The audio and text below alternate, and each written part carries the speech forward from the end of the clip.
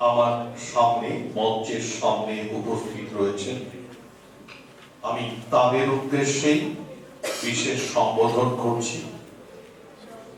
যারা অ্যাসপিরেন্ট তাদের উদ্দেশ্যে, তারপর মঞ্চাসীন অনেক বিশিষ্ট ব্যক্তি, সবাই বিশিষ্ট ব্যক্তি আছেন, তাদের প্রতি শ্রদ্ধা জানাই।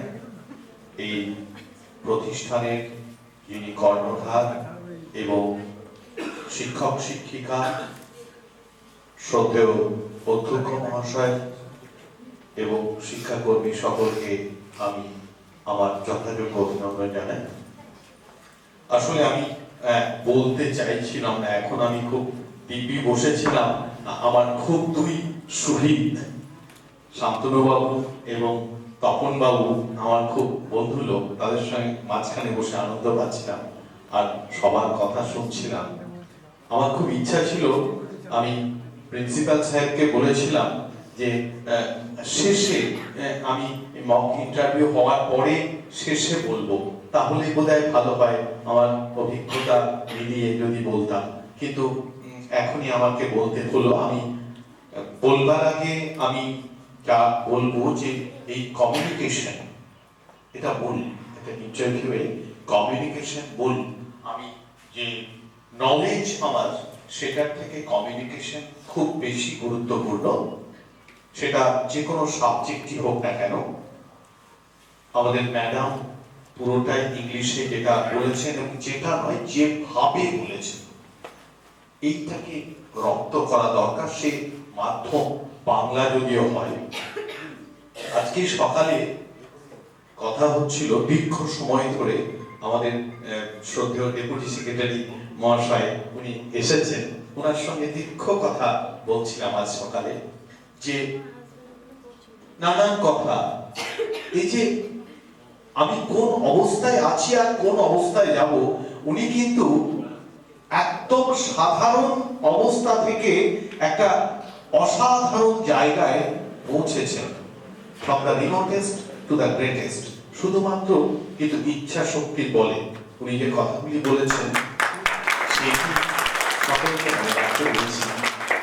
আর আমি যেগুলো বলবো ভেবে এসেছিলাম, যে ইন্টারভিউয়ে কিভাবে কোন পোজে থাকতে হবে, কি করতে হবে, সেটা কিন্তু মাননীয় প্রিন্সিপাল সাহেব সাহিত্যে অভেদানন্দ কলেজের, উনি যেভাবে বললেন এত গুছিয়ে, আমার তো মনে হয় এটা যদি উনি একটু লিখিত ভাবে দিতেন, তাহলে বোধহয় সারা পশ্চিম বাংলার যারা ইন্টারভিউ দেবেন তাদের খুব কাজে লাগতো। এত অদ্ভুত, কিন্তু আমি ভেবে এসেছিলাম, কিন্তু সব পয়েন্ট তো আমি ভাবিনি।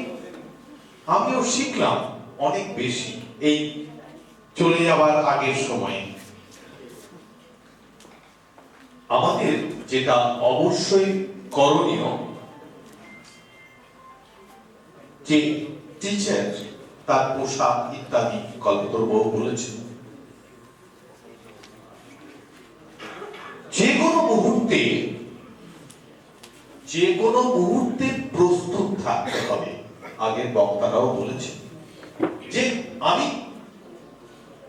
How to tackle the situation, আমি যে কোনো পরিস্থিতিতে পড়তে পারি, আমি সেটাকে সমাধান করে বেরিয়ে আসবো, মানে পালিয়ে বেরিয়ে আসবো না, সেটাকে সমাধান করে সেই মুহূর্তে আমি বেরিয়ে আসবো। পার্সোনালিটি কিন্তু এটাই আমি কম্পোজ থাকবো অবশ্যই। পার্সোনালিটি এটাই। অতনুদা খুব ওয়ার্ক আর এডুকেশন নিজের জীবনের এই উদাহরণ দিয়ে বুঝিয়েছেন, সত্যই তাই। যেভাবে হোক আমরা বেরিয়ে আসবো। আর ইন্টারভিউ দিতে গিয়ে সবাই সব জানতে পারে না, এবং সবার সব মনে থাকতে পারে না, অন্তত সেই মুহূর্তে। ইন্টারভিউ নেবার সময় কোন একটি আমি জিজ্ঞেস করলাম, থিওরির কোন একটি জিনিস আপনি পারলেন না বলতে, আপনি অন্য জায়গা থেকে যদি আমাকে জিজ্ঞেস করেন সেই মুহূর্তে এটা ব্যাখ্যা করুন তো, আমি পারবো তো সবগুলো? আমার মনে থাকবে তো? না। আমরা যারা এক্সপার্ট হয়ে যায় মানে সব জানি তা কিন্তু নয়।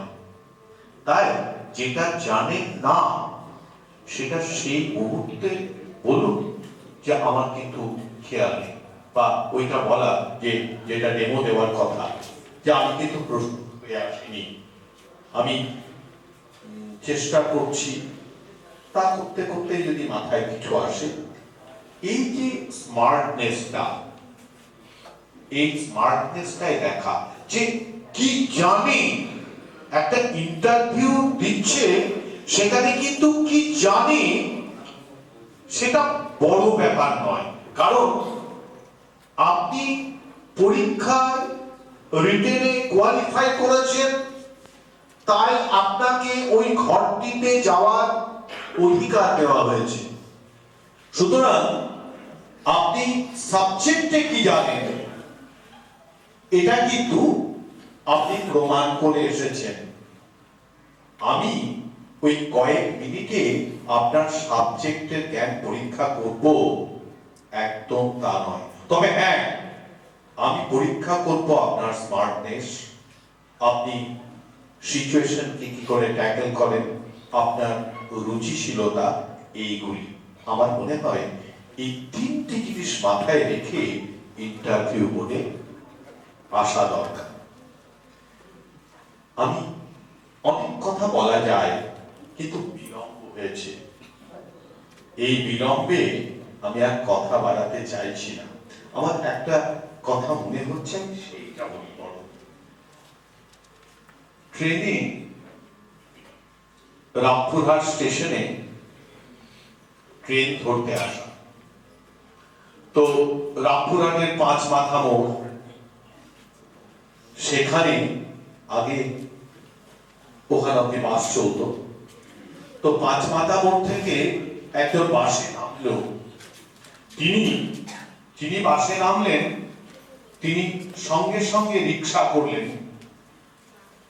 রামপুরহাট স্টেশনে 1 নম্বর প্ল্যাটফর্মে সাহেবগঞ্জ লোকাল বর্ধমানের দিকে যাচ্ছে, 1 নম্বর প্ল্যাটফর্মে ঢুকেছে, 9:35 সাহেবগঞ্জ লোকাল বেরোবে। একজন, যিনি, আমিও ছিলাম 5 মাথার মোড়ে রামপুরহাটে, আমি হেঁটে এলাম আর এসে টিকিট কাটলাম।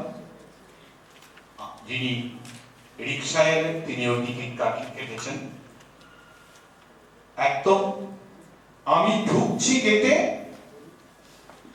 ট্রেনটি হুশ করে বেরিয়ে গেল, আমি ট্রেনটি পাইনি।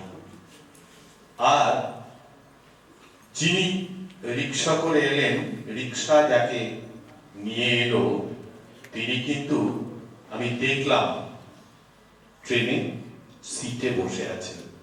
হুশ করে ট্রেনটা বেরিয়ে গেল, আমি দেখলাম যে এই ভদ্রলোক তো আমার আগেই এলেন, আমি পেলাম না। ব্যাপার হচ্ছে আমিও বোনাফাইড প্যাসেঞ্জার, আমি টিকিট কেটেছি, উনিও বোনাফাইড প্যাসেঞ্জার, টিকিট কেটেছেন, কিন্তু একটা হলো কি, আমারও ট্রেন ধরার ইচ্ছা, তারও ট্রেন ধরার ইচ্ছা, আমার ট্রেন ধরার প্রয়োজন, তারও ট্রেন ধরার প্রয়োজন, কিন্তু ওই রিক্সাটা ফ্যাক্টর করেছে। আমার মনে হচ্ছে এই ইন্টারভিউ দেওয়া, চাকরি পাওয়া সবার ইচ্ছা, সবাই এই সুযোগ পায় না মক ইন্টারভিউয়ে। এই কলেজ কর্তৃপক্ষ, কর্ণধারকে আমি শ্রদ্ধা জানাই যে সেই রিক্সা, যারা শিক্ষকরা ব্যবস্থা করছেন এই ইন্টারভিউয়ে, যারা এই সুযোগ পাচ্ছেন তারা ট্রেনটা পাবেন, আর যারা এই সুযোগ পাচ্ছেন না তারা হয়তো ট্রেনটা পাবেন না, দুজনেই হয়তো রিটেন ক্র্যাক করেছেন। আমি আরেকবার কলেজ কর্তৃপক্ষকে ধন্যবাদ জানিয়ে শেষ করছি।